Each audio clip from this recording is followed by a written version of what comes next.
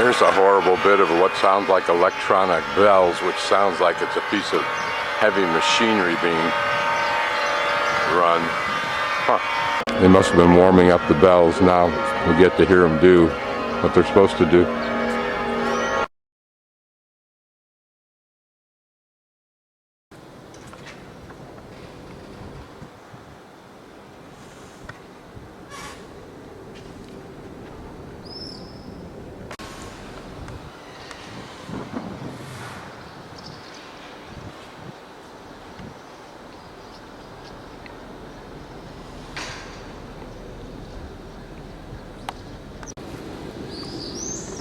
Is very, very much a veneer in Croatia as well as in particularly the rest of the Balkans.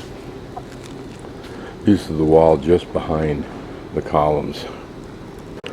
As the economy begins to develop and the wealthy get even wealthier, they'll start transforming everything from the veneer back into the core over time, perhaps. I've got a 2-hour wait for the ferry, so I'm just going to shoot images. I've been trying to think of why I think Split and particularly Dubrovnik are so unappealing to me. And I think it's because of my sense of my observation on Dubrovnik that it's really just a tourist machine. Its whole function seems to be to process cruise ship tourists as simply and effectively, easily and quickly as possible, giving those tourists, or more correctly, giving the shop owners a chance and the restaurateurs a chance to strip off whatever coinage they can from the raw material of tourists flowing through the machine. Split in the same sense, but not as profoundly so. This building apparently was and is, from the smell, the fish market.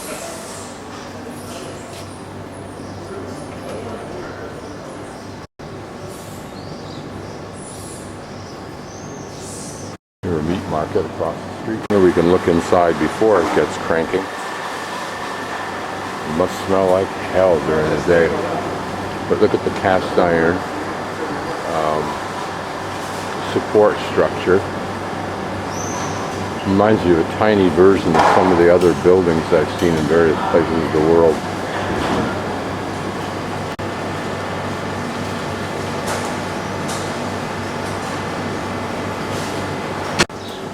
Ribarnica. I wonder what the OS stands for. I think what to understand what it is that makes me think that way. I tried comparing it to Florence and even the cities in Albania that I was in, and the rest of the Balkans that I was in on this trip, in which it seemed that you were part of, and the tourism was part of the life. In other words, when the tourists left, the life continued straight on. Doesn't seem to be the case in these places. Somehow we must be standing next to the side of a church, but I can't detect it actually. This is a mini-mart version of Konzum, which is the primary commercial grocery chain. It has big stores and it's mostly. It spoke of a tile roof on Ribarnica, but it appears simply to have been replaced by metal. And here we're approaching the big square, and you'll see in a moment, one of the big squares. But I just thought it was interesting to take a closer look at this very European wooden facade. It is pretty, particularly in its context where it seems to be so unique. But again, an example of it rotting out, literally. And who knows what it'll take to fix that. And here, when it's quiet at least.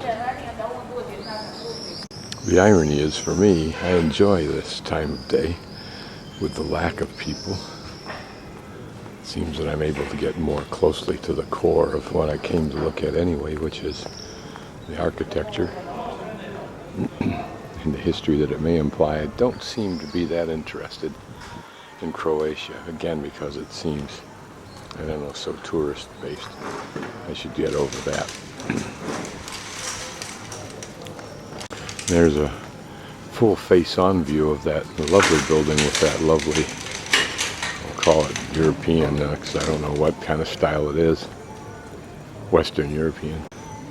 And the nice restrained use of color.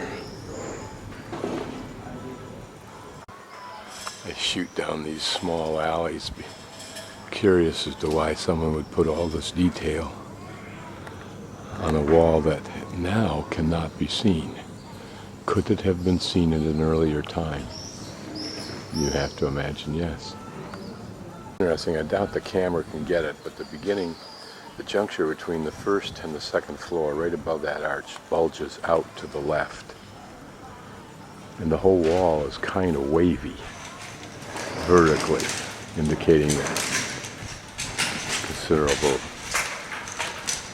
subsidence somewhere. A Renaissance palace.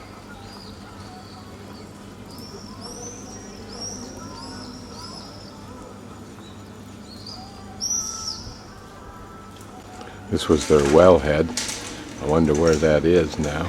Here's the wellhead in an area that apparently is converted to a little restaurant, but may also be this lady's home. Although this has a sign saying it's Palace Judita, Palace Judy perhaps, offering rooms. That'd be interesting.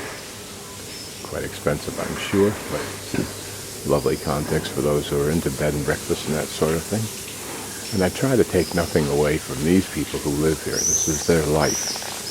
As seen by them, it's whatever it is. For this lady, it may be a lovely elegance in her home, a way of making money with her sobes, and also some kind of perhaps a historical pride if she has any connection to this building other than just being a renter or owner. But like all over the world, no matter who you see in a context, you may not like the context, but it doesn't take anything away from the people. This is just how they make their life. If I could be transported instantly, I wonder if that little plaque is a survey marker for the property here. Be transported instantly to some rice paddy in the depths of China. I would see there people doing what those people do. It's their life. It's pretty.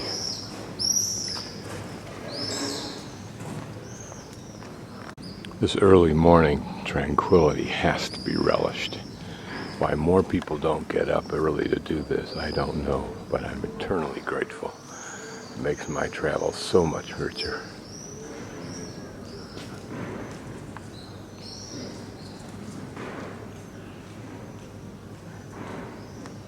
You can just almost transport yourself back a couple of 100 years looking at this building. But more interesting still to imagine that we might live in this building for a couple of weeks. That looking out those windows might become familiar. Here another of that, what I'll call European look, 1860. Yeah, okay. But it would have been American too. We would have copied it. Notice the faint allusion to a prior arched window, unless it was just a drawing up there somehow.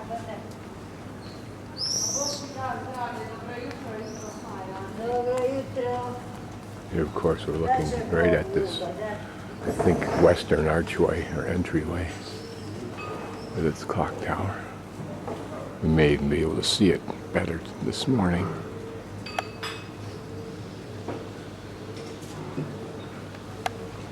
Vidi perché dopo in treno freccia mi dà.